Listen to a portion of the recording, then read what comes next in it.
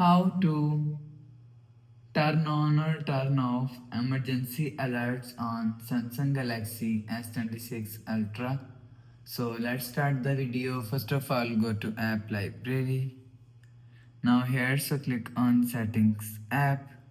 Now in setting, scroll down and click on notifications. So you will see notification is here, so click on notifications. Now here, so scroll down and click on advanced settings.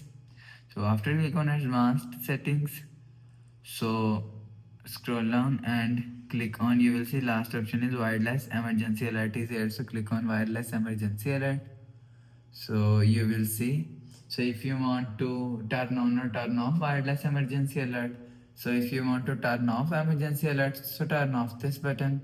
So after turn off this button, you will see wireless emergency alert is turn off. So if you want to turn on wireless emergency alerts, so turn on this button. So after turn on this button, you will see wireless emergency alert is turn on. So you will turn on or turn off wireless emergency alert from here.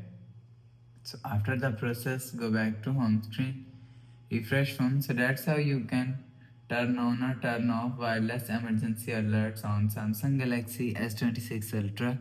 So if you like the video, please subscribe. Thanks for watching.